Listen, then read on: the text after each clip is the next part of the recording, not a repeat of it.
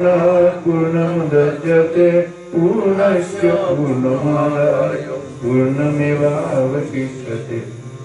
ओम शांति शांति शांति। हरि ओम तत्सत्। जय श्री श्रीमा आनंदमयी माँ की जय। जय माँ।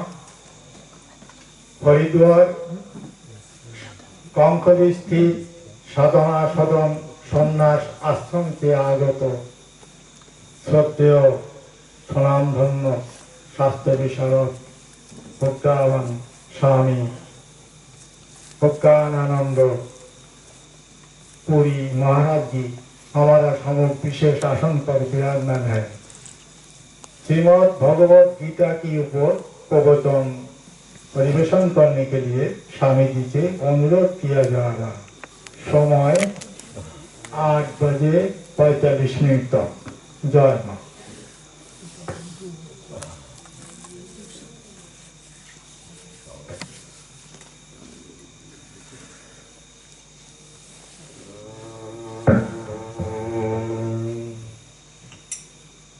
पार्थाय प्रतिबोधितां भगवता नारायणेन स्वयं व्यासेन ग्रथितां पुराणमुनिना मध्ये महाभारतम् अद्वैतामृतवर्षिणीं भगवतीं अष्टादशाध्यायिनीं अम्ब त्वामनुसन्दधामि भगवद्गीते भवद्वेषिणीं।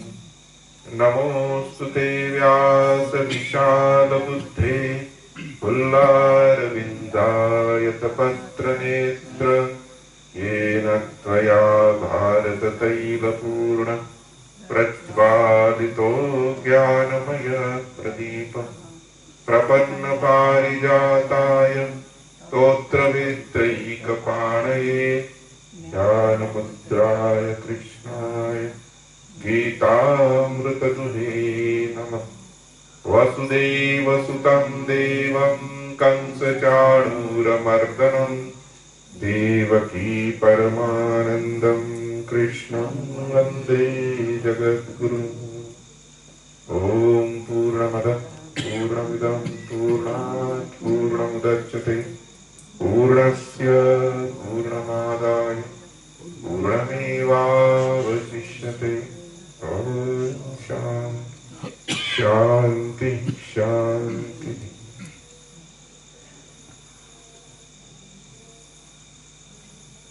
श्री श्रीनाथ के चरणों में अनंत कोटि प्रणाम निवेदन करते हुए साधना सप्ताह के संयम सप्ताह के 26वें संयम सप्ताह के श्रीमद् भगवत गीता के अनुशीलन के क्रम में आज का द्वितीय दिन है। कल हमने जो देखा उसके ऊपर एक बार दृष्टि डाली, क्योंकि कल हमने साध्य साधनात्मक विचार का आरंभ किया। कोई भी विचार, मनुष्य जो विचार करता है, स्वामी चिन्मयानंद जी का एक बहुत फेमस वाक्य है। स्वामी चिन्मयानंद जी के विचार ही धार्मिक होते हैं। एक वाक्य उन्होंने कहा, cause hunting is the only job of intellect. बुद्धि का एक ही काम है, कारण की खोज। इसलिए छोटा बच्चा जब उसकी बुद्धि जागृत होने लगती है तो माँ बाप को सताते रहता है, क्यों क्यों क्यों, ये प्रश्न पूछता है। क्यों प्रश्न का ही अर्थ है कि वो कारण जानना चाहता है। कोई भी चीज होती है वो दिखाई दे रही है, इंद्रिय से प्रत्यक्ष दिखता है, और बुद्धि उस प्रत्यक्ष का कारण खोजती है। इसको किस तरह से देखिए, साध्य साधनात्मक जो हम विचार करते हैं, तो हमने कल पुरुषार्थ के रूप में अपने 4 साध्य निश्चित किए, और उसमें भी परम पुरुषार्थ के रूप में अपने मोक्ष को रखा, और जो मोक्ष को चाहता है उसको मुमुक्ष कहा। और मोक्ष रूपी पुरुषार्थ जिससे प्राप्त होगा वो उसका साधन होगा। ये तो विचार करेंगे कि हमें क्या चाहिए, तो जो चाहिए वो कैसे मिलेगा, यही विचार है। तो मोक्ष पुरुषार्थ की प्राप्ति जिस साधन से होती है उसका नाम 3 प्रकार का है, ये हमने कल देखा। मुख्य तो ज्ञान ही है, लेकिन ज्ञान के लिए योग्य बनने के लिए कर्म और उपासना की आवश्यकता है। इसलिए साधन त्रिगुणात्मक है ऐसा कहिए, अथवा साधन 3 वाला है, 3 साधन है, उसमें क्रम है। तो 3 साधन है, कर्म, उपासना और ज्ञान। और ये कर्म, उपासना, ज्ञान को भी हमने अपने स्वभाव से जोड़ा। ये सब हमने जोड़ा ऐसी बात नहीं है, ये महापुरुषों ने चिंतन करके वेदों की शास्त्र शुद्ध रचना इस प्रकार से हुई है। हमारा सनातन धर्म इतना शास्त्र शुद्ध है, मनुष्य के स्वभाव के अनुसार उसके परम पुरुषार्थ रूपी मोक्ष प्राप्ति का शास्त्र शुद्ध मार्ग का प्रतिपादन वेद करता है। इतना होने पर भी इस साधन को न जानते हुए हम भटकते रहते हैं इधर उधर। तो शास्त्र ने कहा कि आपके पास 3 ईश्वर प्रदत्त सामर्थ्य पहले से उपस्थित है, उनका नाम है जानाति इच्छति करोति। आप सोच सकते हैं, आप में भावना होती है और आप कर्म कर सकते हैं। सोचने के आधार पर ज्ञान मार्ग हुआ, भावना के आधार पर, इच्छा के आधार पर उपासना का मार्ग हुआ, और कर्म कर सकते हैं इसके आधार पर कर्म का मार्ग हुआ। इसको भी हमने इस तरह से जोड़ा था, आपको याद होगा। कल आखिरी में वो बात थोड़ी सी अधूरी सी रही कि हमने ये विचार किया था कि मनुष्य अपने सुख को 3 जगह पर ढूंढता है। 3 स्थितियों की कल बात की थी, 3 जगह पर हम अपने सुख को ढूंढते हैं। एक बाह्य, उसका नाम है परिस्थिति। एक मध्य, एकदम आंतरिक नहीं बोलेंगे उसे, एक बाह्य उसका नाम है परिस्थिति। मध्य का नाम ले लीजिए मनस्थिति, और एक आंतर उसका नाम रख दीजिए आत्मस्थिति। तो हमारा सुख आत्मा के जितना निकट उतना हम स्वतंत्रता का अनुभव करते हैं। स्वामी विवेकानंद जी का प्रसिद्ध वाक्य है, the more your joy is within, the more spiritual you are. समाप्त। स्पिरिचुअलिटी की एक वाक्य में डेफिनेशन स्वामी विवेकानंद जी ने कर दी कि जितना आपका सुख अपने अंदर है, सुख के लिए निर्भरता बाहरी वस्तु, व्यक्ति, परिस्थिति पर आपकी नहीं है। आप अपने सुख को ढूंढने के लिए अपने घर के बाहर नहीं जाते। घर है ना ये पिंजरा, अपने घर के बाहर नहीं जाते, यानी अपने बाहर नहीं जाते। और धीरे धीरे इस जिसको आप मैं कहते हैं वो भी घर हो जाएगा और आप इससे अलग हो जाएंगे। हम इसे मैं थोड़ी कह रहे हैं, हम जब कह रहे हैं अपने घर से बाहर नहीं जाते, और घर क्या है, ये शरीर को घर कह रहे हैं, तो घर मैं थोड़ी हूँ। मैं इस शरीर रूपी घर में रह रहा हूँ, मैं इस घर से भिन्न हूँ, और ना मैं घर में सुख ढूंढता हूँ ना घर के बाहर सुख ढूंढता हूँ। तो मोर यूर जॉय विदिन, आत्मन्येव च संतुष्टः तस्य कार्यं न विद्यते, यस्तु आत्मरतिरेव स्यात् आत्मतृप्तश्च मानवः, आत्मन्येव च संतुष्टः, यहीं से लिया हुआ है। इंग्लिश में कह देने से कोई वो वाक्य कम महत्व का नहीं हो जाता अथवा अधिक महत्व का नहीं हो जाता। जिनको इंग्लिश में कहने से अधिक महत्वपूर्ण लगता है और ऐसा लगता है कि नहीं बात में जरूर कोई दम होगा, उनके लिए स्वामी जी ने इंग्लिश में कह दिया। लेकिन ये सारी बातें शास्त्र के अनुकूल है, ये बताने के लिए गीता का वचन भी उसके साथ जुड़ा हुआ है। परिस्थिति बाह्य है, मनस्थिति मध्य में है, और आत्मस्थिति आंतरिक है। परिस्थिति परिवर्तन का मार्ग कर्म है, मनस्थिति परिवर्तन का मार्ग उपासना है, और आत्मस्थिति प्राप्ति का वहां परिवर्तन नहीं है, दोनों में परिवर्तन है। परिवर्तन के लिए कुछ करना पड़ेगा। कर्म हमेशा परिवर्तन करता है, और क्योंकि आत्मा परिवर्तनशील वस्तु नहीं है, इसलिए आत्मा की प्राप्ति कर्म के द्वारा नहीं हो सकती। क्यों नहीं हो सकती ये भी जानना जरूरी है। आत्मा की प्राप्ति कर्म के द्वारा क्यों नहीं हो सकती? क्योंकि कर्म परिवर्तन करता है और आत्मा परिवर्तनशील वस्तु है। तो कर्म के द्वारा आत्मा की प्राप्ति कैसे होगी? अच्छा, कर्म के द्वारा ज्ञान हो जाएगा? वो ये भी प्रश्न करता है कि ज्ञान से आत्मा की प्राप्ति होती है, आप कहते हो, हम कहते हैं कि कर्म से ज्ञान उत्पन्न हो जाएगा। वाचस्पति मिश्र जी ने पूछा कि देखो, ज्ञान तो प्रमाण से उत्पन्न होता है। ज्ञान किससे? जैसे मुझे ये मोबाइल दिख रहा है, आंखों से मोबाइल दिख रहा है, तो ये मोबाइल का दिखना ही ज्ञान हुआ। और किससे हुआ? ये आंखों से हुआ। तो आंख प्रमाण, प्रमाण से प्रमाण होती है। ज्ञान के लिए प्रमाण की आवश्यकता है, इंद्रियों की आवश्यकता है, बुद्धि की आवश्यकता है, उससे अनुमान होगा। शब्द की आवश्यकता है उसे शाब्दिक प्रमा होगी, कोई ना कोई प्रमाण होगा उससे प्रमा होगी। आप कहते हो कि कर्म से ज्ञान होगा, तो कर्म कौन सा प्रमाण है? कर्म प्रमाण नहीं है, चुप। कर्म प्रमाण नहीं है, कर्म निर्माण है। खंडानंद जी ने बहुत सुंदर दो विभाग कर दिए, दो भाग है, एक कर्म और एक ज्ञान। कर्म निर्माण है और ज्ञान प्रमाण है, इसलिए साधना के भी दो भाग है। गीता जी के अध्ययन में हमें अपने साधन को ढूंढना है ना। श्रीमद् भगवत गीता ये कोई भगवान कृष्ण ने अर्जुन को बोला हुआ साधन है ऐसा है, या अर्जुन को निमित्त बनाकर सभी जिज्ञासुओं को, सभी साधकों को उनके श्रेय के प्राप्ति का साधन बताया भगवान ने, ये भगवत गीता का स्वरूप है। तो द्वितीय विकल्प उचित है, क्या है? अर्जुन निमित्त है और हम साधकों को निमित्त, हम साधकों के लिए भगवान का ये उपदेश है। यानी हमें गीता का अनुशीलन करने के लिए थोड़ा सा पानी, गर्म पानी, गीता को समझने के लिए अर्जुन के साथ बैठकर हमें गीता समझनी पड़ेगी। अर्जुन के पंक्ति में बैठकर, अर्जुन होकर हमें गीता समझनी पड़ेगी। यानी अर्जुन के प्रश्न को मेरा प्रश्न बनाना पड़ेगा। सारी समस्या यहाँ पर है कि जब तक समस्या हमारी नहीं होती तब तक उसका समाधान हमारे काम में नहीं आता। बिना समस्या का दिया हुआ उत्तर, बिना प्रश्न का दिया हुआ उत्तर बोझ बन जाता है। लड़के स्कूल में जाने से कतराते क्यों हैं?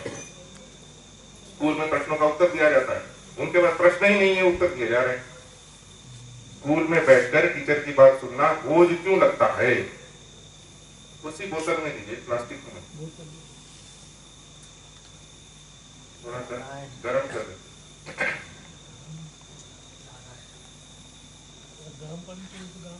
हाँ गर्म, थोड़ा सा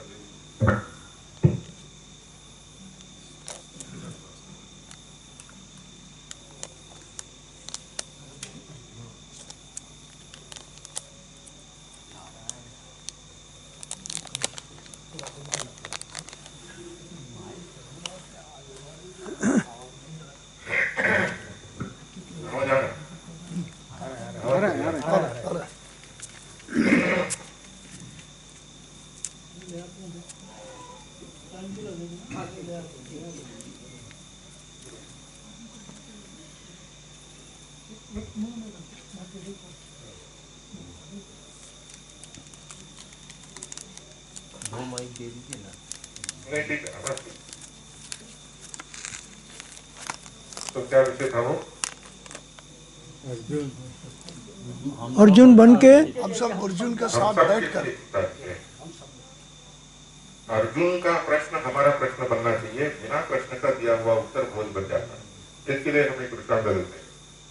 गीता जी में आप कह रहे हैं गीता जी में प्रवेश नहीं कर रहे, गीता जी में प्रवेश करेंगे, लेकिन अगर प्रश्न नहीं मन में बना रहेगा तो गीता जी का अनुशीलन बोझ बन जाएगा, बोझ ना बने।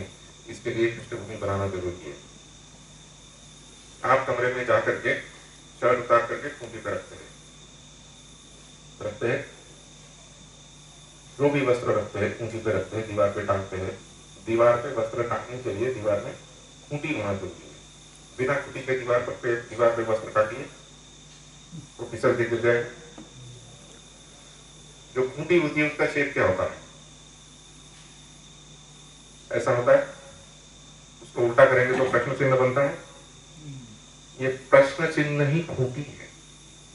हमारे बुद्धि में जब प्रश्न चिन्ह खड़ा रहता है, प्रश्न के बाद जब उसमें उत्तर आता है तो अटकता है। ये प्रश्न खूंटी का काम करता है, और प्रश्न बिना विचार के बनता नहीं। प्रश्न का स्वागत करना चाहिए। इसी को शास्त्र की भाषा में जिज्ञासा कहते हैं। जिज्ञासा का अर्थ क्या है? ज्ञातुम इच्छा जिज्ञासा, यानी जानते नहीं है, जानने की इच्छा हो रही है। नहीं जानना और ये कैसा हुआ इस विषय को प्रश्न का मन में पैदा होना, जन्म होना, ये महत्व है। और उसके बाद जब उसको उत्तर देते हैं तो वो उत्तर काम में आता है। शंका के बाद समाधान। भाष्यकार ने गीता जी के ऊपर भाष्य लिखा। ये जो व्याख्या है, व्याख्या की की है। देखिए हमारे शास्त्रों का कितना लोग गंभीरता से विचार करते हैं, किसी चीज को नहीं छोड़ते। बोले भाष्यकार ने भाष्य किया, तो ये जो व्याख्या है, व्याख्या की व्याख्या क्या है? व्हाट इज व्याख्या? डिफाइन व्याख्या। तो बोले पदच्छेद पदार्थोक्ति विग्रहो वाक्य योजना आक्षेपस्य समाधानम व्याख्यानम पंचलक्षणम। तो ये व्याख्या 5 प्रकार का होता है।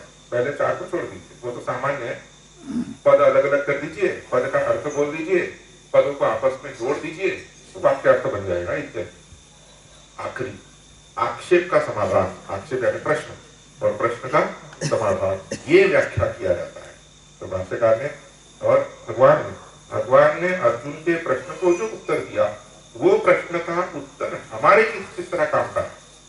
अर्जुन का प्रश्न हमारा प्रश्न है और अर्जुन के प्रश्न को दिया गया उत्तर हमारे प्रश्न को दिया गया उत्तर है। इस दृष्टि से जब हम गीता जी को देखते हैं, तब गीता जी का अनुशीलन और गीता जी का फिर एक ही अध्याय क्यों ना पढ़े,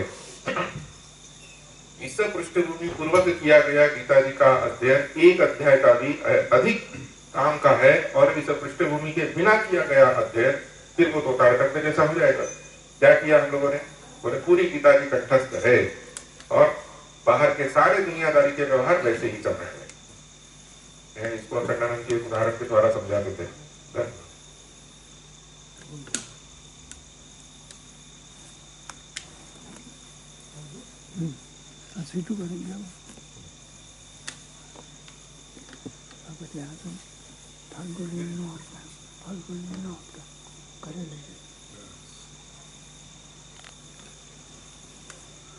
एक थोड़ा छोटा सा दृष्टांत से ये बात को समझने में बहुत आसानी हो जाती है। उन्होंने कहा, दृष्टांत तो मेरा नहीं है, खंडानंद जी का दृष्टांत, लेकिन बहुत हमें काम का लगा। दृष्टांत उन्होंने ये दिया कि जैसे बिल्ली होती है, दूध पीती है, तो बिल्ली आकर के घर में दूध पीने लगती है, तो आपने थोड़ा सा खटखट किया तो बिल्ली भाग गई, तो बिल्ली खटखट करने से डर के भाग जाती है। लेकिन बोले एक कारपेंटर है, अब कारपेंटर के घर में एक बिल्ली है, अब वो बिल्ली दूध पीने जाती है और खटखट करने पे नहीं भागती। क्यों? क्योंकि कारपेंटर के घर में सब समय ठक-ठक करते रहती है। अब वो ठक-ठक की उसको आदत हो गई। अब वो आदत होने की वजह से वो ठक-ठक के द्वारा अब वो डरती नहीं है। तो बोले ये वेदांत जो है ना, ये वेदांत ठक-ठक है और माया बिल्ली है, जीव बिल्ली है और माया दूध है, ऐसा पकड़। वेदांत की ठक-ठक से जीव रूपी बिल्ली को माया अथवा विषय रूपी दूध को पीने से डराना है। जीव तो सुख पाने के लिए विषय की तरफ जा रहा है, तो जीव जो विषय की तरफ जा रहा है, जीव को विषय की तरफ जाने से रोकना है। तो ये जो वेदांत की ठक-ठक होती है, रोज सुबह, दोपहर, शाम, दिन के, अभी तो सुबह 5:30 बजे से लेकर रात के 9 बजे तक ठक-ठक चल रही है। तो ये जो बार बार ये जो संस्कार है, कुछ दिन के लिए भले क्यों न हो, और बाद में भी जब हम घर में जाएंगे तो कुछ उपासना चालू है। तो जब हम स्मरण करते हैं, उपासना करते हैं, अपना स्वाध्याय करते हैं, पाठ करते हैं, आरती करते हैं, जप करते हैं, ध्यान करते हैं, किसी ना किसी प्रकार से ईश्वर के साथ जुड़ते हैं, तो ये जो ईश्वर का चिंतन है, ये है वेदांत की ठक-ठक। तो इन ठक-ठक के द्वारा जीव रूपी बिल्ली को विषय रूपी दूध से भगाने का काम होना चाहिए। लेकिन कहीं ऐसा न हो कि जीव को इस वेदांत के ठक-ठक की आदत पड़ जाए, यानी अर्थ ग्रहण हो जाए, और आदत की वजह से अब वो उसे ठक-ठक भी चलती रहेगी और इधर विषय का दूध पीना भी चलता रहेगा। ऐसा होता है, इससे बचाने के लिए साबित नहीं उदाहरण, बहुत मार्मिक उदाहरण। जो वेदांत का स्वाध्याय करते कराते हैं, उनके द्वारा विषय का सेवन होना बंद न होता हुआ देखा जाता है। इसलिए बोलना पड़ा उनसे, हमसे उनका अनुभव कई गुना अधिक है। उन्होंने कई महात्माओं को देखा है, कई जगत को देखा है, तो इसलिए उनको ये कहना पड़ा कि ऐसा न हो, इसके लिए सावधान होने की आवश्यकता। सुनने में सावधानी, सावधानी क्या बरतनी है कि वेदांत वैसी ठक-ठक ना बन जाए जिसकी बिल्ली को आदत हो जाती है। इसके द्वारा हमें सावधान होने की आवश्यकता है कि हमें सुख को बाहर ढूंढने के लिए जा रहे थे, वेदांत क्या याद दिलाएगा? जैसे ही सुख की स्पृहा होगी, वैसे ही वेदांत याद दिलाएगा कि देखो, आप अपने घर को छोड़कर सुख के लिए बाहर जा रहे हो।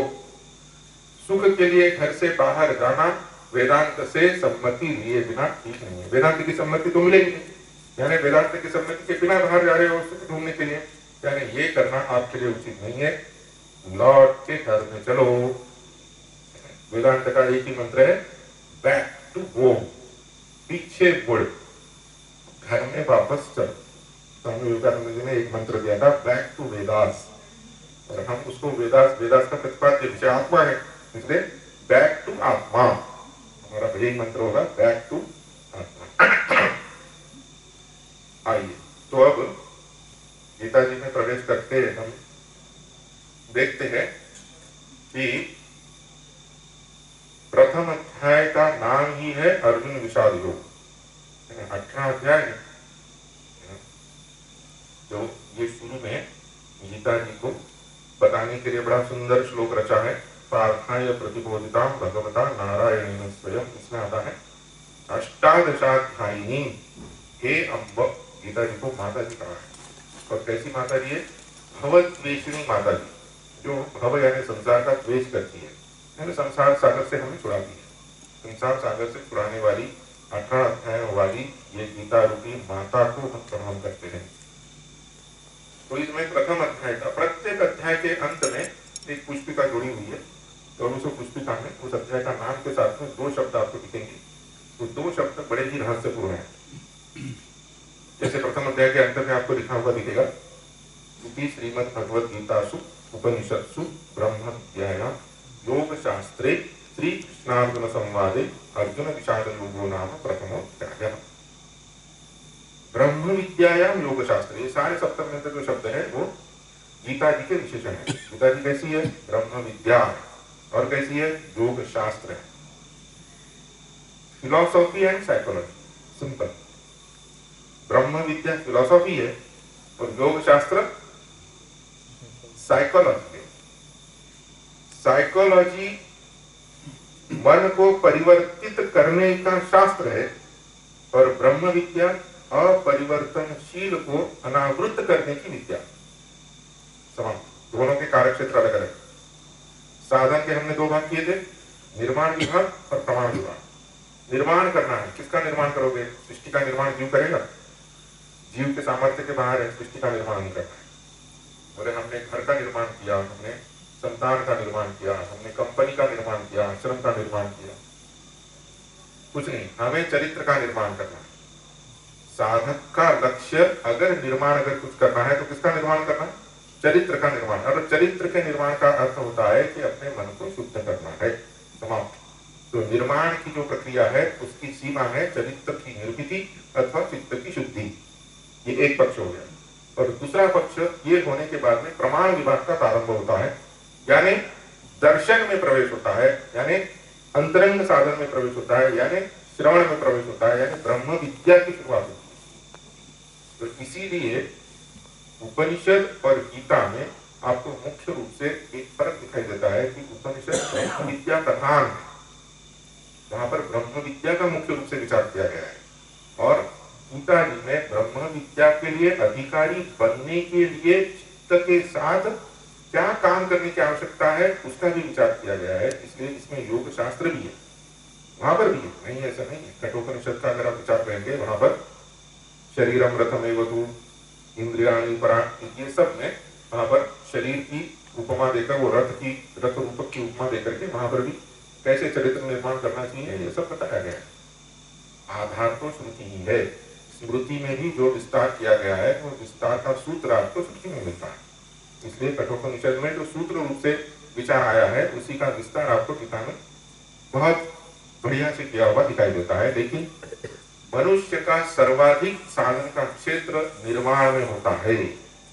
चित्त शुद्धि के लिए प्रयत्न करने की सीमा आप नहीं बता सकते कि कब तक चित्त शुद्धि करनी है। अब चित्त शुद्धि हो गई, ये कोई ऐसा वाटर टाइट कंपार्टमेंट नहीं है कि हमने चित्त शुद्धि करना प्रारंभ किया, चित्त शुद्धि हो गई और आज के बाद हम चित्त शुद्धि की साधना छोड़कर अंतरंग साधन श्रवण मनन निधिध्यासन में प्रवेश करेंगे। ऐसा होगा जैसे ट्रेन के अंदर से S3 में जाना है, S1 में चढ़ गए तो S1 से S3 में ट्रेन के अंदर से जा रहे हैं, तो S1 से S2 में गए तो S1 पीछे छूट गया। तो वैसे ही बहिरंग से अंतरंग साधन में प्रवेश कर गए तो बहिरंग साधन पीछे छूट गया। ऐसा होगा। चित्त शुद्धि हो गई, अब दोबारा चित्त शुद्ध करने की आवश्यकता नहीं है, ऐसा होगा। चित्त शुद्धि ये कंटिन्यूअस प्रोसेस है, चित्त शुद्धि करती रहनी पड़ेगी। और जब दिन में किसी एक समय में ऐसा लगेगा कि अब चित्त बहुत हल्का है, अभी मन में किसी प्रकार का कोई मन विक्षेप कुछ नहीं है, तभी मन को निर्णय तक पहुंचने के लिए विचार करने का सामर्थ्य आया हुआ है। और ऐसी चित्त की अवस्था में जब आप सुनते हो, श्रवण करते हो अथवा श्रुत का स्मरण करते हो, तब वो निश्चय मन में दृढ़ हो जाता है। निश्चय तक पहुंचने के लिए विचार करने की प्रक्रिया सीखनी आवश्यक है। सामने के व्यक्ति ने विचार करके जो सिद्धांत निष्कर्ष बनाया, वो बना बनाया निष्कर्ष आपको सुनाया और सुन करके आपने उस निष्कर्ष को लिख लिया। क्या वो निष्कर्ष आपका हुआ? नहीं। निष्कर्ष आपका कब होगा? जब आपने विचार करके स्वयं वो निष्कर्ष अपने अंदर उत्पन्न कर लिया है। पेपर में पाइथागोरस थ्योरम को सिद्ध करने के लिए प्रश्न आया, आपने पाइथागोरस थ्योरम को लिख दिया, a square plus b square is equal to c square. Number मिलेंगे? नंबर नहीं मिलेंगे। क्यों नहीं मिलेंगे? क्योंकि आपने रटा रटाया किसी दूसरे का सिद्धांत वहां पर लिख दिया, आपने उस थ्योरम को सिद्ध नहीं किया। ऐसे ही विचार को हमें अपने अंदर सिद्ध करना है। विचार क्या है? जैसे गुरुजी ने कह दिया तत्त्वमसि, यही तो विचार चल रहा है। छांदोग्य उपनिषद में 9 बार बताएंगे श्वेत केतु को, 9 बार अलग अलग पद्धति से सिखाएंगे। उसके अंदर तत्त्वमसि इस वाक्य को सुनकर अहम ब्रह्मास्मि रूपी प्रमा की उत्पत्ति कैसे हो जाए, ये गुरु जी का मुख्य लक्ष्य है।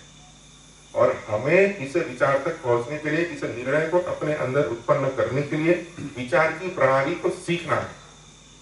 सामने वाले के उधार के विचार को लेकर उसे अपना मान लेना, ये एक बात, और उस निष्कर्ष तक स्वयं अपने विचार के द्वारा पहुंचना, ये दूसरी बात। बोले हमें तो इतना विचार करना नहीं आता। ये विचार करने के लिए पुरुषार्थ की आवश्यकता है? बोले विचार करने का शास्त्र हमें नहीं आता। आता है, हमें लगता है कि हमें नहीं आता, हमें आता है, लेकिन इच्छा शक्ति की कमी है। ये जो हमने ये 3 चीजें बताई, बहुत काम की 3 चीजें है। आप कोई भी साध्य साधन भाव देखिए, वहां पर साधन से साध्य तक पहुंचने के रास्ते में कुछ ना कुछ रुकावटें रहेगी। आपको भीमपुरा से बड़ौदा जाना है, कैसे जाना, तो रास्ते में जो जो रास्ता नापना, रास्ते को कैसे कवर करोगे, तो कोई ना कोई साधन का व्यवहार करना पड़ेगा। जब आप गाड़ी से जाओगे तो हो सकता है गाड़ी बीच में पंचर हो जाए, तेल समाप्त हो जाए, खराब हो जाए, रास्ते में ट्रैफिक जाम हो जाए, एक्सीडेंट हो जाए, कुछ भी हो सकता है। साधन को साध्य के बीच में रोकने वाला विघ्न होता है, प्रतिबंधक होता है। आपके पास 3 साधन है, 3 सामग्री है, कर्म, उपासना, ज्ञान। प्रत्येक का एक एक साध्य है। कर्म और उपासना के द्वारा आपको ऐसे चित्त की प्राप्ति होती है जो चित्त ज्ञान में लग सकता है। कर्म आपके मन में रहने वाले मल दोष का निवारक होता है। कर्म को सामान्यतः ऐसा कहते हैं कि ये मल दोष की निवृत्ति करता है। अब थोड़ा सा बाद में इसके ऊपर विचार करेंगे, मल दोष क्या होता है, विक्षेप दोष क्या होता है, कोई बहुत मुश्किल बातें नहीं है। लेकिन अभी विचार ये चल रहा है कि कर्म को निर्मल चित्त बनाने के लिए कर्म रूपी साधन में बीच में कोई विघ्न आता है। ऐसे ही इच्छा जो है, इच्छा मूलक उपासना का काम है विक्षेप शून्य मन को बनाना, यानी एकाग्र बनाना। विक्षेप शून्य बनाना है मन को एकाग्र बनाना। तो मन को एकाग्र करने के लिए जो उपासना रूपी साधना है, उसे उपासना रूपी साधना के लक्ष्य को प्राप्ति में बीच में विघ्न आता है। ऐसे ही ज्ञान का जो फल है, उसकी उत्पत्ति में भी कोई लक्ष्य बीच में विघ्न आता है, प्रतिबंधक होता है। यानी क्या हुआ, आपके अंतःकरण में 3 साधनों के 3 प्रतिबंधक खड़े हैं। ज्ञानकृत प्रतिबंध, इच्छाकृत प्रतिबंध और कर्मकृत प्रतिबंध। ज्ञानाति इच्छति करोति। हमें पैसा कमाना चाहिए, पता ही नहीं है। लौकिक व्यवहारिक दृष्टांत से अगर समझे, छोटे बच्चे को पता ही नहीं है कि पैसे कमाना है, तो इसलिए नहीं कमाता है। बोले क्यों मेहनत नहीं करते हो, तो बोले पता ही नहीं है मेहनत करनी चाहिए। यानी कौन सा प्रतिबंध होगा, न जानना। ज्ञान में ही प्रतिबंधक है, पता ही नहीं। अच्छा पता है लेकिन करते नहीं। क्यों नहीं करते भाई, इच्छा नहीं है। इच्छा को तो प्रतिबंध। बोले पता भी है, इच्छा भी है, फिर भी नहीं करते हैं। क्यों नहीं करते, बोले ये रास्ते में विघ्न आ गया। तो ये जो सारे विघ्न रास्ते में आते हैं, इन विघ्नों की निवृत्ति होना जरूरी है। इसके लिए विघ्नों को पहचानना जरूरी है। हम जब इनको पहचानते हैं कि हम मोक्ष में, अब इसको मोक्ष में लगाइए, पुरुषार्थ को बदलना है और क्या करना है। जिस चीज को आप व्यवहार के दृष्टांत से समझते हैं उसके व्यवहार के साध्य के जगह पर मोक्ष रूपी साध्य को रख दीजिए। हमें मोक्ष चाहिए कि नहीं चाहिए? दुनिया में कितने लोग हैं तो उसमें से कितने % लोगों को मोक्ष चाहिए?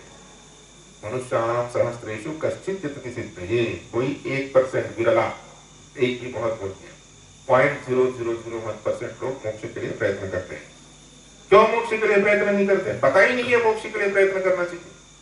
कितने लोगों को पता है? हम कितने धन्यवादी है कि हमें इस संस्कृति में और ऐसे जगह पर जन्म लेने का अवसर प्राप्त हुआ। दुर्लभम त्रयमेव एतत्, वो है, चल ही रहा है विवेक चूड़ामणि में। तो मोक्ष के बारे में पता न होना ये आत्यंतिक पुरुषार्थ है, आत्यंतिक सुख, ये परम पुरुषार्थ है। ये पता न होना कौन सा प्रतिबंध हुआ? ज्ञान कुछ प्रतिबंध हुआ, पता ही नहीं है। अच्छा, मोक्ष हमें चाहिए, ठीक है, मोक्ष चाहिए, पता चल गया मोक्ष चाहिए। मोक्ष चाहना और मुमुक्षु कहलाना क्या दोनों एक बात है? आप सबको बता दीजिए कि मोक्ष पाने से अच्छा रहता है ऐसा सामान्य लोग कैसा सोचते हैं? हाँ मोक्ष चाहिए, हाँ मोक्ष चाहिए, मिल जाए तो अच्छी बात है। रास्ते में चलते चलते लोग पूछते हैं, बाबा जी कैसे ईश्वर के दर्शन होंगे? तो बोले ऐसे ही रास्ते में पूछते से होंगे, राह चलते पूछ कैसे होंगे, उसी से हो जाएगा। क्या पाने के लिए आपको क्या छोड़ने की तैयारी है? क्या त्यागने की तैयारी रखते हो? सामान्य अर्थ पुरुषार्थ को पाने के लिए आपको काम पुरुषार्थ छोड़ना पड़ेगा क्या? जो धंधा करने वाला आदमी है, बिजनेस चलाना चाहता है, उसे दोपहर की नींद छोड़नी पड़ती है, आराम छोड़ना पड़ेगा, अकर्म से कर्म में जाना पड़ेगा। देखिए, सिर्फ काम पुरुषार्थ चाहने वाला बिना कुछ किए भोगना चाहता है, उसकी प्रवृत्ति अकर्म में है। और जो कुछ करके कुछ पाना चाहता है, उसकी प्रवृत्ति कर्म में है। यानी अर्थ पुरुषार्थ वाले को काम पुरुषार्थ का त्यागना पड़ेगा। श्रेष्ठ को पाने के लिए कनिष्ठ को त्यागने की तैयारी होनी चाहिए। सामान्य सूत्र सर्वत्र लगेगा, बहुत काम का सूत्र है ये। श्रेष्ठ को पाने के लिए कनिष्ठ का त्याग करने की तैयारी होनी चाहिए। अब और इसके बाद आइए, आपको धर्म पाना है, उसी के साथ जोड़ना है। हमारे इक्वेशन में बैठना चाहिए। हमारा इक्वेशन है काम अर्थ धर्म मोक्ष, सीक्वेंस बदला हुआ है। और धर्म पुरुषार्थ को प्राप्त करना है, क्या करना पड़ेगा? अभी आपके पास सूत्र है। धर्म पुरुषार्थ को पाने के लिए क्या करना पड़ेगा? काम को और अर्थ पुरुषार्थ को छोड़ना पड़ेगा। बोले मैं पैसा नहीं खर्चूंगा और धर्म करूंगा, नहीं होगा, क्योंकि धर्म में देने की प्रधानता है, भोग में लेने की प्रधानता है। तो आपको लेने की प्रवृत्ति छोड़नी पड़ेगी, भोक्तृत्व कर्तृत्व छोड़ना पड़ेगा, तब ज्ञातृत्व का उदय होगा, तब धर्म पुरुषार्थ में आपकी गति होगी। अकर्म से कर्म हो। देखिए सीक्वेंस कैसा है, गीता जी में ही है। गीता जी का अभी साधना सदन में गीता जी का परिचय ये पूरा होगा, इसलिए ताजा है, इसलिए मैं आपको थोड़ा सा उसका शॉर्ट में बता देता हूँ क्या है सीक्रेट। 5 मिनट में गीता जी का सीक्रेट। 5 मिनट में बोलने से सामने वाले को थोड़ा धैर्य आता है, बोले नहीं सरल ही होगा। सरल है। अकर्म से कर्म क्यों? देखिए कैसे उन्नति हो रही है धीरे धीरे। पहले हमारी रुचि अकर्म में थी। सामान्य मनुष्य को बोलो कि आपको बिना कुछ किए ये मिल जाएगा, बोले हाँ पहले बताओ क्यों लोग लॉटरी का टिकट खरीदते हैं, क्यों सट्टा लगाते हैं? कम मेहनत में अधिक फल, यही तो है। कम करना पड़े, कम देना पड़े और अधिक मिले। व्यावहारिक चतुराई क्या है? हम कहते हैं ये बहुत व्यवहार में चतुर है। क्या व्यावहारिक चतुराई का अर्थ क्या है? आप शास्त्रीय परिभाषा कीजिए, व्यावहारिक चतुराई की शास्त्रीय परिभाषा कीजिए। व्यावहारिक चतुराई की शास्त्रीय परिभाषा क्या है? जो चतुर नहीं है, भोला भाला है, वो जिस वस्तु को 200 में खरीद लेगा, वो व्यावहारिक चतुर व्यक्ति उसी वस्तु को 50 रुपए में खरीद लेगा। तो हम कहते हैं कि व्यवहार में चतुर है। यानी उसने क्या किया? कम दिया अधिक लिया, बस यही तो। या इससे कोई और व्यावहारिक चतुराई है? कम देना पड़े और अधिक मिले, ये व्यावहारिक चतुराई है। हम कहते हैं ये चतुराई अधूरी है। आपने ज्येष्ठ और श्रेष्ठ, कनिष्ठ और श्रेष्ठ का विचार किए बिना चतुराई का फॉर्मूला लगाया। स्वामी ब्रह्मानंद जी महाराज थे विवेकानंद जी के गुरु भाई, रामकृष्ण परमहंस के शिष्य। तो वो रामकृष्ण जी के फर्स्ट प्रेसिडेंट थे। तो बेस्ट बैठे हुए थे। उनका शिष्य रोज आकर के उन्हें प्रणाम करता था, ऐसे आधा पर प्रणाम करता था। एक दिन आकर के साष्टांग प्रणाम। क्या बात है भाई, आज साष्टांग प्रणाम कर रहे हो? नहीं महाराज आपका ज्ञान। अच्छा बोले आज पहली बार दिख रहा है हमारा त्याग, इतने दिन से बैठे हुए। तो बोले नहीं, आपने इतने सारे पूरे जगत को त्याग दिया। बोले ऐसा है? बोले एक काम, उठ के खड़े हो गए, बोले मैं तुमको साष्टांग प्रणाम करता हूँ। बोले महाराज आप ऐसा मत कर। बोले हमारा त्याग आपके त्याग के सामने कुछ नहीं है। बोले क्यों ऐसा कह रहे? बोले हमने तो अखंड अनंत अपरिच्छिन्न अनंत सुख के सागर परमात्मा को पाने के लिए तुच्छ संसार का त्याग किया है, और तुमने इस तुच्छ संसार को पाने के लिए अनंत सुख के सागर परमात्मा का त्याग किया है। तो छोटे के लिए बड़े का त्याग करने वाला अधिक बड़ा त्यागी होगा नहीं? तो आप इतने बड़े त्यागी हुए, आपने छोटे के लिए बड़े का त्याग किया, लेकिन ये बुद्धिमान नहीं, उन्होंने तो विनोद में कह दिया। तो पहले निष्कर्ष होना चाहिए कि किसके लिए किसका त्याग करें। विषय से थोड़ा सा दूर आए थे, फिर से विषय को लौटिए। विषय आपके पकड़ में है, गीता जी का 5 मिनट में सारांश का विषय चल रहा था, अकर्म से कर्म की ओर। ठीक है, पहली उन्नति हुई, हमने अकर्म में रुचि की, हमारी अकर्म की रुचि को छोड़ा और हमारी रुचि कर्म में हुई। कर्म दोनों प्रकार का हो सकता है, निषिद्ध भी हो सकता है और विहित भी हो सकता है। जिसके द्वारा दूसरे का अहित हो वो निषिद्ध कर्म, और जिसके द्वारा अपना भी हित हो दूसरे का भी हित हो वो विहित कर्म। वेदों में जो विहित और निषिद्ध कर्म है उसका बेस में क्या है, यही तो विचार है। दूसरे का अहित न हो ऐसा कर्म होना चाहिए। तो कर्म में प्रवृत्ति होने के बाद में नेक्स्ट उन्नति क्या है? निषिद्ध छोड़ो और विहित कर्म करो। ये हुआ निहित कर्म का, विहित कर्म का नाम ही धर्म है। यानी कर्म में उन्नति होने के बाद अधर्म को छोड़ो और धर्म को पकड़ो। नेक्स्ट स्टेप अकर्म से कर्म, और फिर कर्म के दो हाथ, अधर्म और धर्म, उसमें से अधर्म को छोड़ो और धर्म को पकड़ो। धर्म के दो हाथ, स्वधर्म परधर्म, कौन सा करो कौन सा छोड़ो। अर्जुन यही तो फंस रहे थे। अब अर्जुन के साथ में बैठ रहे कि नहीं, धीरे धीरे अर्जुन का प्रश्न को अपना बना रहे हैं। धीरे धीरे अर्जुन परधर्म को अपना धर्म समझ रहे थे, तो परधर्म को छोड़ो और स्वधर्म को पकड़ो। अब स्वधर्म में आए। अब स्वधर्म में दो प्रकार, सकाम किया हुआ स्वधर्म और निष्काम भाव से किया हुआ स्वधर्म। जो धर्म करके, जो कर्म करके हमें फल की इच्छा होती है वो हुआ सकाम। तो किसको छोड़ेंगे, किसको पकड़ेंगे? स्वधर्म में भी सकाम को छोड़ेंगे, निष्काम को पकड़ेंगे। यहां तक निर्माण विभाग है। निष्काम कर्म के द्वारा चित्त की शुद्धि, ये चित्त की शुद्धि यानी चित्त का निर्माण जब हो जाएगा उसके बाद बारी आएगी इस निष्काम कर्म रूपी स्वधर्म को भी छोड़ने की। तब आएगा गीता जी का 18वां श्लोक, सर्वधर्मान परित्यज्य मामेकं शरणं व्रज। गलती क्या होती है? सर्वधर्मान परित्यज्य, अधर्म के पहले धर्म को छोड़ देते हैं। बोले भगवान ने तो कहा धर्म को छोड़ो, अधर्म को छोड़ने के लिए कहा था। गलती क्या होगी? सर्वधर्मान परित्यज्य, तो धर्म जो है, जो अच्छा ही अच्छा ही है। बोले भगवान ने कहा धर्म को छोड़ो, हमने धर्म को छोड़ दिया। कब धर्म को छोड़ो? जब ये सब पहले छूट चुका है और सिर्फ वही बाकी है। अधिकार अर्जन करना होगा ना। अकर्म को छोड़कर कर्म में आ चुके हैं, कर्म को पकड़ेंगे तब अकर्म को छोड़ेंगे। कर्म में भी विहित को पकड़ेंगे, निषिद्ध को छोड़ेंगे। विहित में भी स्वधर्म को पकड़ेंगे, परधर्म को छोड़ेंगे। विहित में भी स्वधर्म में भी सकाम को छोड़ेंगे, निष्काम को पकड़ेंगे।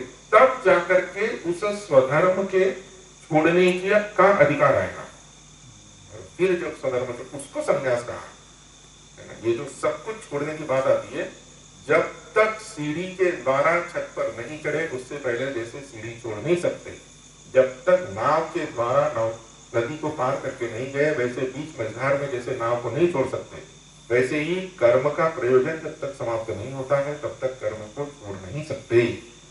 कैसे कर्म करना है इस शास्त्र को यहाँ पर समझाया गया है। श्रीमद् भगवद गीता में ये जो 3 विभाग है, कर्म, उपासना और ज्ञान, इनको 6 अध्याय का ग्रुप बनाकर यहाँ पर बताया गया। मधुसूदन सरस्वती जी ने गीता जी के जो 18 अध्याय है उनका 3 भागों में विभाजन कर दिया। इसको 3 षडाध्यायी बोलते हैं। 6 अध्याय के एक समूह को षडाध्यायी बोलेंगे। 6 अध्याय का प्रथम ग्रुप 1 से 6 अध्याय, दूसरा हो जाएगा 7 से 12, तीसरा हो जाएगा 13 से 18। तो पहला जो 6 अध्याय है इसमें वो कहते हैं कर्म की प्रधानता है। ऐसे तो वो कहते हैं कि इसमें त्वम पदार्थ विवेक है। आपका जो छांदोग्य उपनिषद का महावाक्य है तत् त्वम असि, कितने शब्द है? 3 शब्द है। तत् त्वम असि, वो तुम हो, समाप्त।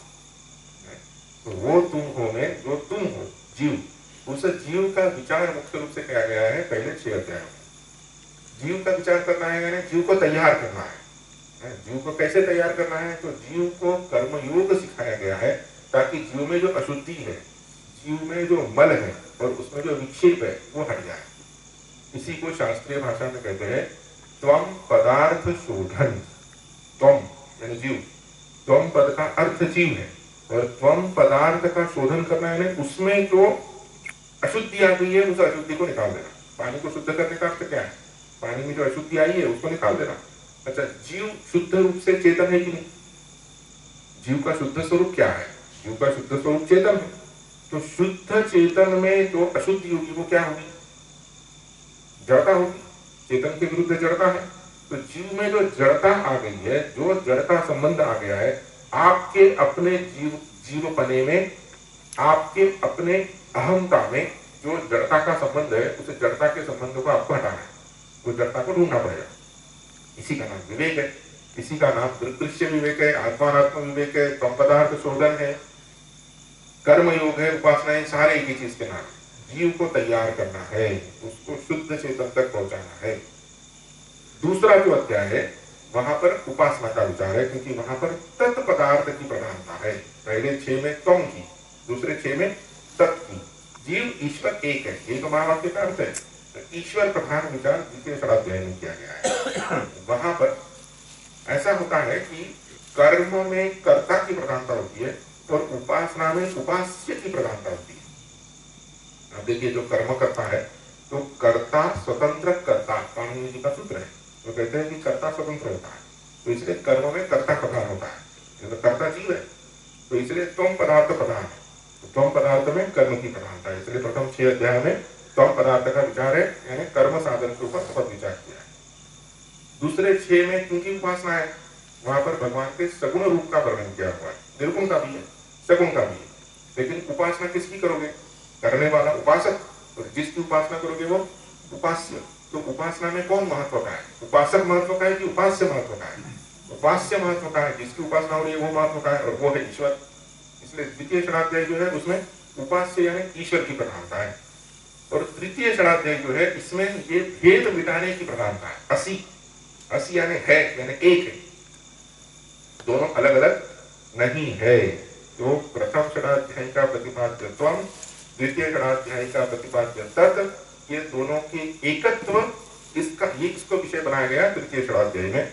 ये है 13 से लेकर 18वें अध्याय तक। तो ये तत्वमसि को गीताजी में आरूढ़ करने का काम किया हुआ है सरस्वती जी ने। ऐसे ऐसे विचारक हैं हमारे यहाँ पर। गीता जी के ऊपर कितनी सारी संस्कृत टीकाएं हैं। हमने तो खुद ही अद्वैत परंपरा की ही 12 टीकाओं वाला पुस्तक देखा है। कितनी सारी टीकाएं, ये तो सामने आई हुई है, और कितनी सारी संस्कृत टीकाएं, हिंदी इंग्लिश की तो बात ही छोड़िए। इतना लोगों ने इसके ऊपर विचार किया है, क्योंकि उसको अपने जीवन में लगाकर उसका फल देखा है लोगों ने। तो इसीलिए वो विचार को दूसरों को बताते हैं कि ऐसा हमने किया और हमें उसका ये फल मिला। तो अभी अर्जुन का जो प्रश्न है वो प्रश्न हमारा बन गया। अर्जुन का प्रश्न क्या है और वो प्रश्न हमारा कैसे बन गया? अभी तक तो अर्जुन के प्रश्न का विचार नहीं किया हम लोगों ने। तो अर्जुन का प्रश्न का क्या है, ये प्रथम अध्याय में अर्जुन ने भगवान को बताया। अर्जुन एक श्लोक बार बार बोलते हैं, एक शब्द कई श्लोकों में बार बार उस शब्द का उच्चारण करते हैं, और वो शब्द है स्वजन। दृष्ट्वेमं स्वजनम कृष्ण युयुत्सुम समुपस्थितम। इसमें जो स्वजन शब्द का अर्जुन ने उच्चारण किया, उसके द्वारा भगवान ने अर्जुन के रोग का निदान किया कि अर्जुन को आसक्ति हो गई है। अहम मम भाव के द्वारा अर्जुन स्वधर्म भूल गया है। स्वजन ने स्वधर्म को भुला दिया है। तो ये स्वधर्म भूल जाना, ये अर्जुन का रोग है। रोग का निदान भगवान ने किया अर्जुन के इस लक्षण के द्वारा, क्योंकि अर्जुन बार बार स्वजन शब्द का उच्चारण कर रहे हैं, इसके द्वारा अर्जुन के रोग का निदान भगवान ने किया। ऐसे तो अर्जुन का मुख्य रोग जो अर्जुन को लग रहा था वो ये था कि अर्जुन निर्णय नहीं कर पा रहे थे कि युद्ध करना चाहिए कि नहीं करना चाहिए। मुख्य तो यही था, लड़ने के लिए आए थे, सब स्टोरी हमें पता है, इसलिए दोबारा से स्टोरी पे नहीं जाते हैं। अर्जुन वहां पर जाकर जब दोनों सेनाओं के बीच में गए तो अर्जुन को वहां पर दिखा कि सामने जिनके साथ मुझे लड़ाई करनी है वो मेरे ही लोग हैं। तो इसलिए अर्जुन यहाँ पर स्वजन को देख करके इनको मारने की इच्छा से, विचार से प्रेरित हो, इनको मुझे मारना पड़ेगा। यानी स्वजन और स्वधर्म में स्वधर्म कमजोर हो गया और स्वजन बलवान हो गए। ठीक है, तो ये प्रश्न हमारा भी होता है। हमें जब आसक्ति आती है तो आसक्ति के द्वारा हम भी धर्म को भूल जाते हैं, इसी को हम कहते हैं कि कर्तव्य मूल हो जाते हैं। ठीक है, तो ये अर्जुन के प्रश्न के साथ हमने संबंध अपना जोड़ा है, इसके ऊपर विचार और कल करेंगे, इसी क्रम को कल आगे। ओम पूर्णमदः पूर्णमिदं पूर्णात् पूर्णमुदच्यते पूर्णस्य पूर्णमादाय पूर्णमेवावशिष्यते। ओम शांति।